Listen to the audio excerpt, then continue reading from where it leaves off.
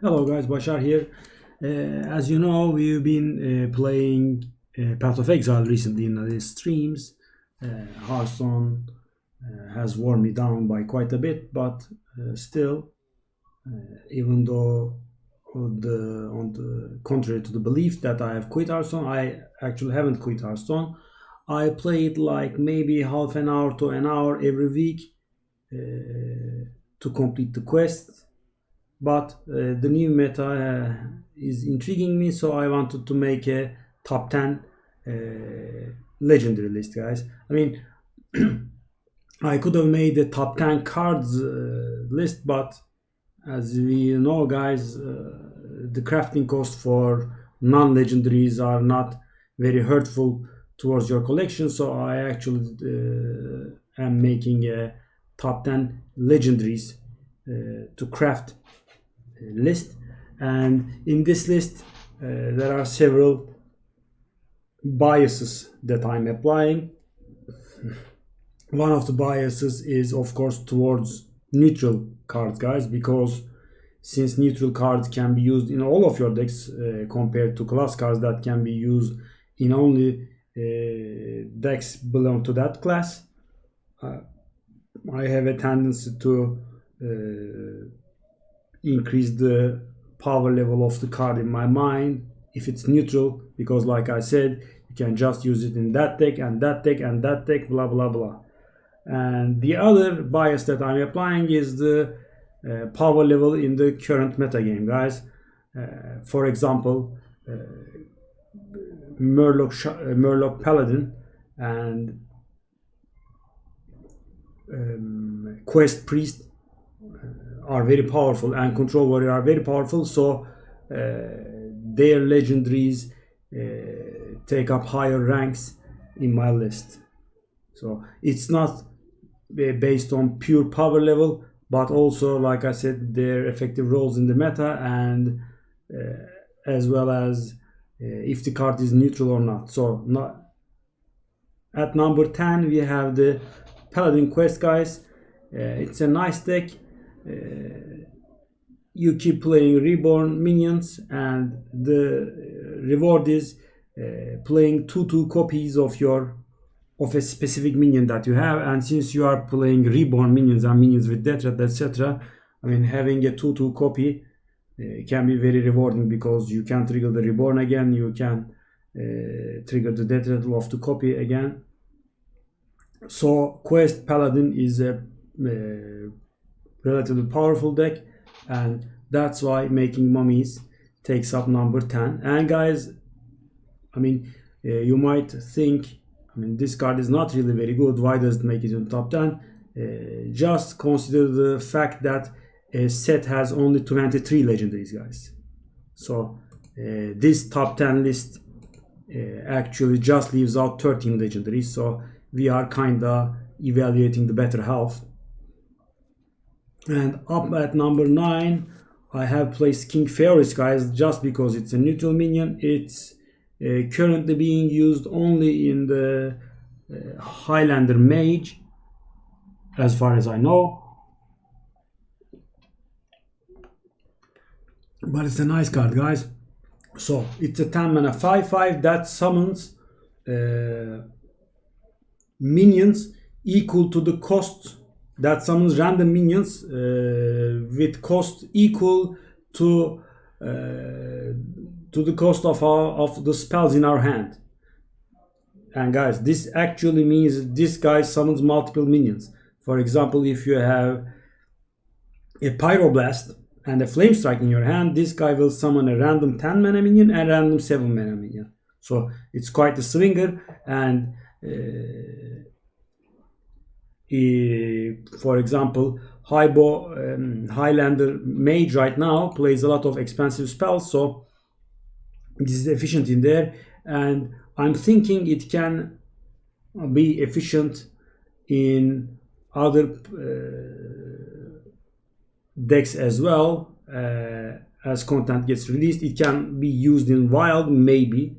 So that's why I place King Feroz at number 9, guys. Number 8 will be very poetic.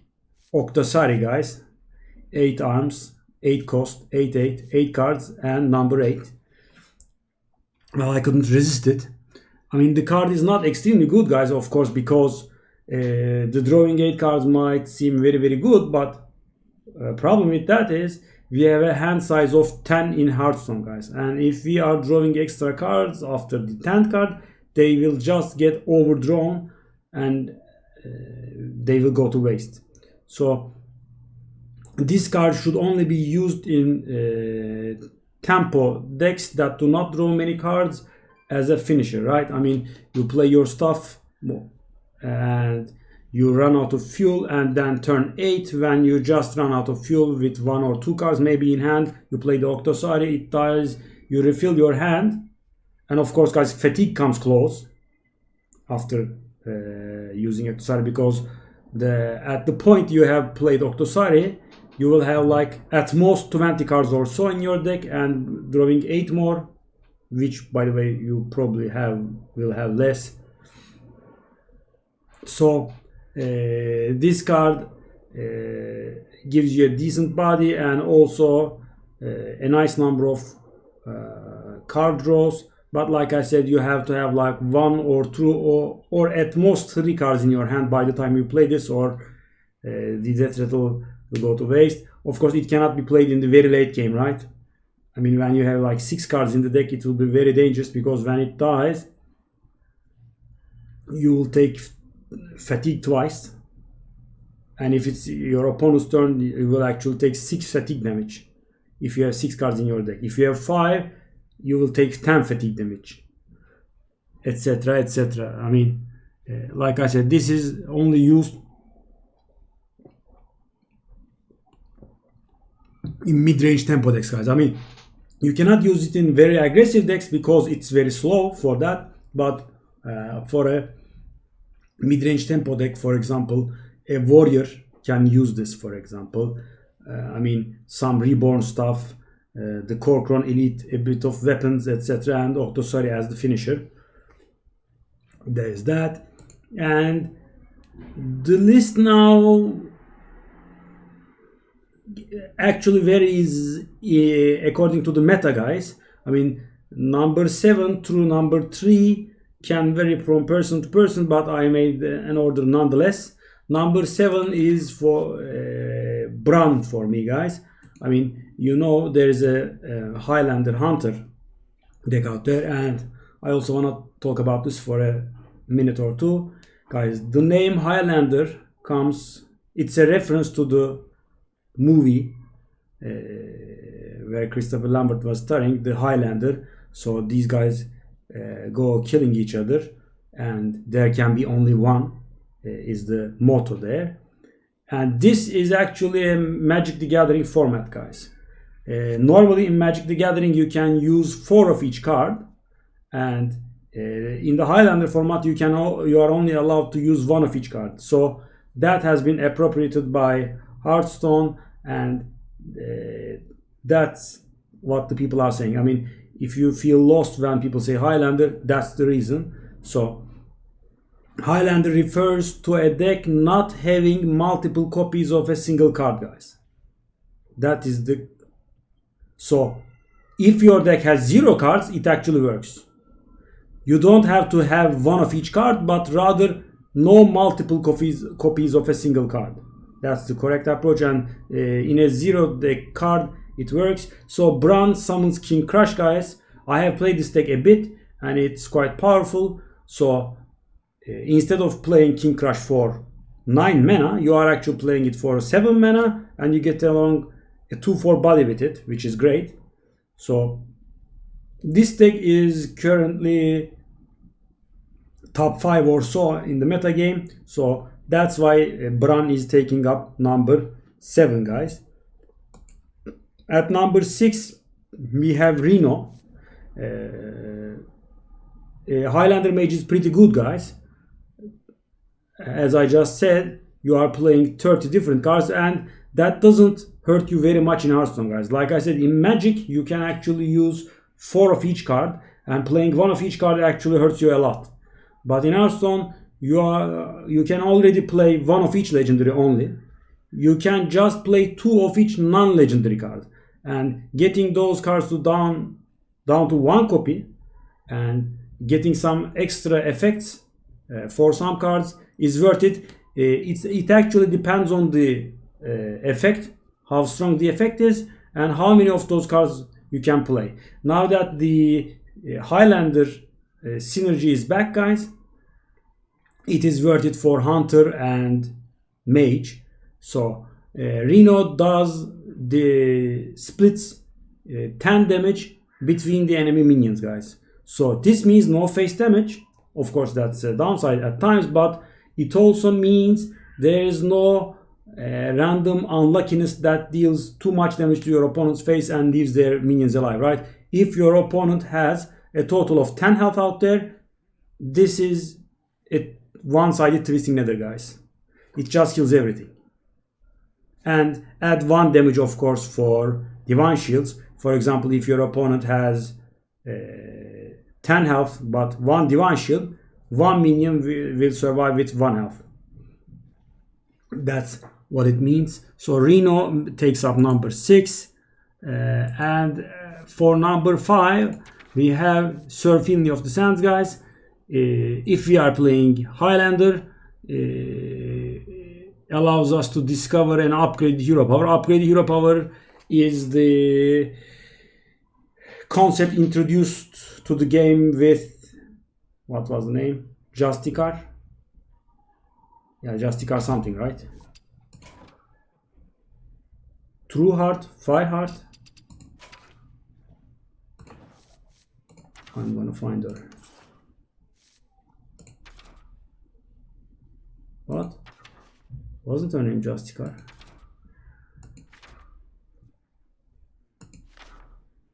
Ah, Justicar True Heart, yes, I was correct.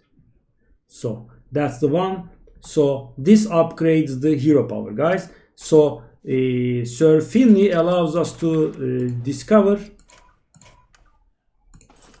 Sir Finley allows us to discover an upgraded hero power that is upgraded via Justicar True Heart. So if you discover a Warlock hero power, guys, you will be able to draw a card for free. By free, I mean, of course, 2 mana cost of the hero power, but no damage. Or if you discover a Shaman hero power, you will be able to summon whichever totem you like. If you discover a Mage hero power, you can deal 2 damage anywhere. If you discover a Hunter hero power, you can deal 3 damage face, etc. So the reason Sir Finley is making higher on the list compared to making mummies, guys, is the Murloc Paladin. I mean, you could say, oh, is the Murloc Paladin a Highlander deck? Why is the Sir Finley very good?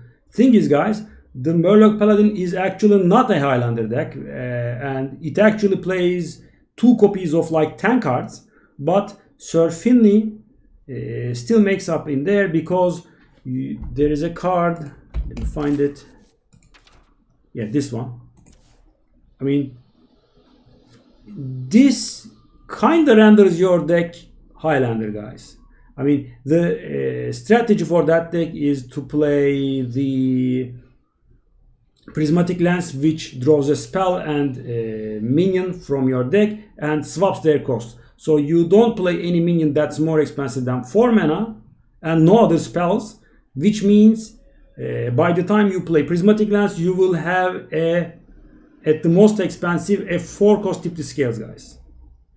And I have played against that deck, and it was looking very good. I was almost about to win. He just played the Prismatic Lens, and then I think he got a 1 cost tip the scales or anything. Boom, 1 cost 7 Murlocs from the deck, guys. It's insane. And like I said, Sir Finley is getting played there, guys. I mean, after doing 1 tip the scales, your deck kind of becomes Highlander, and then you can use the Sir Finley. And Sir Finley is used in the quest version as well. So, okay. Next up we have Armageddillo, guys. Control Warrior is one of the best decks out there. So, and now that Control Warrior has also gotten the Frightened Flunky, the 2-mana 2/2 taunt that discovers a taunt card. There are a lot of taunt cards. There is also the 8-mana 6/3 taunt that summons a copy when it's played. So it's very nice combo, guys. It becomes a 5/8 and you actually play 2 5/8 taunts for 8 mana, which is insane. So Armadillo is very nice. And considering Control Warrior is one of the best, one or the best deck or the second best deck, depends on the meta. Right now it is that at that power level. So Armadillo takes up the spot number 4, and at spot number 3, guys, we have High Priest Ahmet. I know it looks conditional, but the combo priest is very strong now. A combo priest has been around for 5 years, guys. It's very standard. You get a high health minion, you divine spirit 2 times, and then you use inner fire to win. And High Priest Ahmet is very nice for that deck, guys. It's a 4-mana 2/7, which allows every played minion to copy his health. Not even played, also summoned ones as well. So you play High Priest Ahmet, guys, and if you have the mana, you power word shielded, etc., then play a Northshire Cleric, a Light Warden, etc., and you will get huge health minions. And as I was saying, Control Warrior and Combo Priest are the best 2 decks out there. So High Priest Ahmet is a core card, so it is very good. But like I said, guys, it needs to be taken with a grain of salt. I mean, number 7 to number 3, Bran, Reno, Finley, Armadillo, and Ahmet are quite interchangeable. I mean, just craft whatever you like. I mean, and don't spend too much dust on it, right? For example, I put Reno up number 6, but guys, a Highlander mage deck is extremely expensive in terms of dust. I mean, if Reno is your last card and you want to try that deck, maybe craft Reno, but I wouldn't advise spending 8k dust, because you can just make the combo priest that's like 4k dust or so. It's cheap, so just go for that, in my opinion. And number 2 and 1, you probably have guessed, guys. These are not debatable, and I would suggest crafting them right away if you have the dust. These are like Ziliacs. I mean, these are a must-have, very extremely popular cards, guys. Number 2 is Siamat, guys.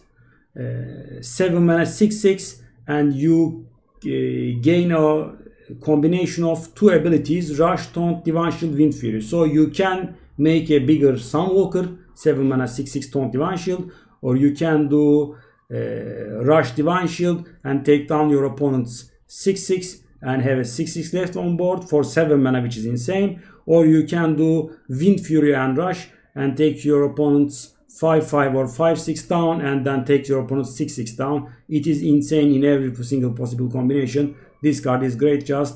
This is just great, guys. Every control deck should include it, and probably mid-range mid-range decks also should include this guy. It's a very good card, guys. It's slightly overpowered as well. And number 1 is probably obvious, guys. If you have played the meta a bit, you have seen it. Zephyrs is beyond insane. It is the best card in Arena right now.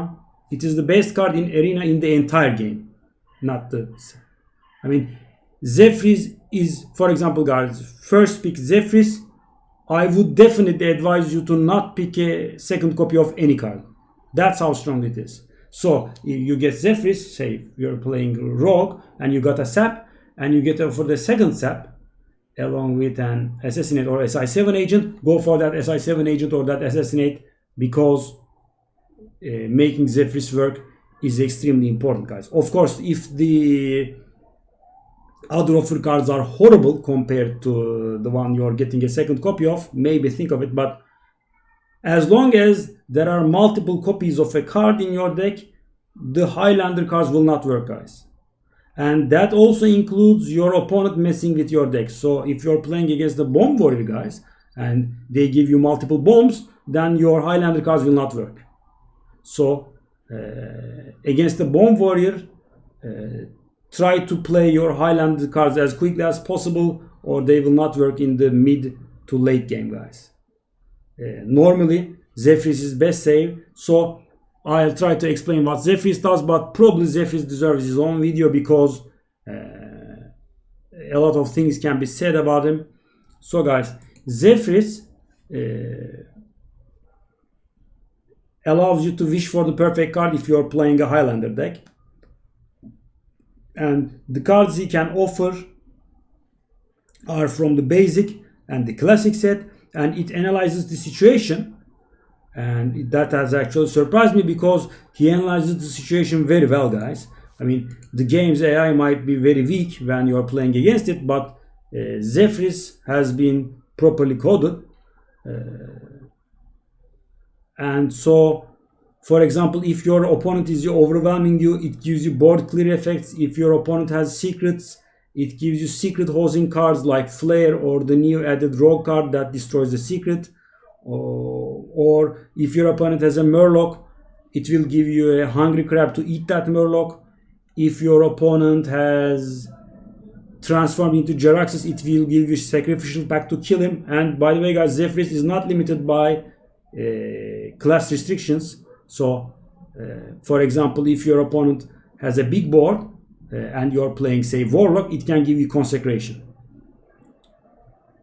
And in the late game, he tends to give you Tyrion. And Zephrys takes into account, guys, your current mana pool, the number of cards in your hand, the number of cards in your opponent's hand, your board state. I mean, one thing that Zephrys cannot take into account is the effects of your cards in your hand, guys. So for example, if you want to find the fireball lethal and you have a fireball, you should fireball your opponent's face first, then play Zephrys, and then he will give you the fireball.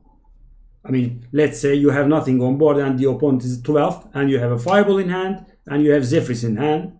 So the correct way to play it is fireball your opponent's face, play Zephrys, get the second fireball and win.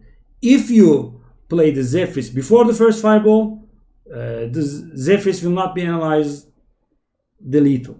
Because like I said guys, Zephrys only takes into account the public information. And public information, by public information I mean information that can be readily accessed by both players. For example, the number of cards in your hand, the number of cards in your opponent's hand, the number of cards left in your opponent's deck, your deck, the minions on board, blah blah blah. Okay, there are some things that Zephrys cannot account for. So like I said, he takes into account your current mana pool and the next turn's mana pool. So for example, if you play Zephrys on turn 2 guys, he will give you Wild Growth to accelerate, Animal Companion, and what was it? It's something else. Couldn't remember now. I am gonna find out. Brightwing, yes. And if your opponent has a minion, he also gives you Backstab. But if they don't, he gives you Brightwing, Animal Companion, or Wild Growth. That's 100%. I mean, you can also read what your. So if you're back in board and you have 10 mana, you play Zephrys and he gives you 3 signature and you clear the board. And guys, Zephrys is also very good at calculating lethal. So do not dismiss the things he offers as stupid. He might actually have calculated the lethal that you might have missed.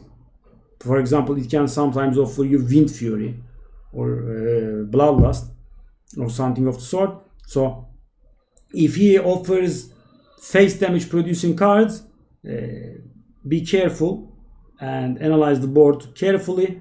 You might have lethal there.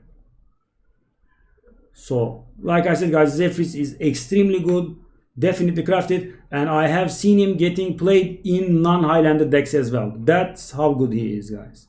I mean, the guy plays like 4 or 5 cards that have multiple copies, and he says, okay, I can wait till I have no extra copies, then I can play my Zephrys, guys, because Zephrys is not a start of the game effect, right? I mean, you can wait and you can draw all the extra copies of your cards, and then you can play Zephrys. For example, I've seen it getting played in a Tempo Rogue deck with Myras, guys, and even if everything goes bad, the guy just Myras, 0 cards left in deck, and then Zephrys works, right? There's also that option. Or, like I said, the Murloc Paladin with the tipped scales, and after tipped scales there's not much left, and you can make Zephrys the Great work. And guys, even in the worst case, which is bad, I know, but it's a 2 mana 3/2, right? It's no worse than Bloodfen Raptor anyway.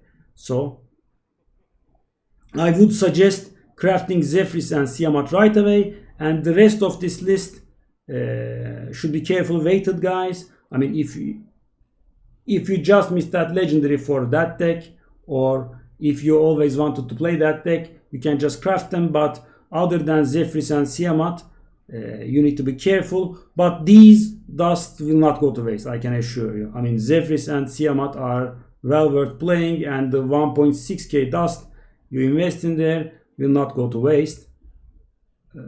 So that's my take on the Saviors of Uldum Legendaries, guys. If you have any comments or suggestions, just leave them in the comments, and maybe I can make another Zephrys solo video to explain the options offered by Zephrys in different circumstances, if you guys want it. So we'll see you guys.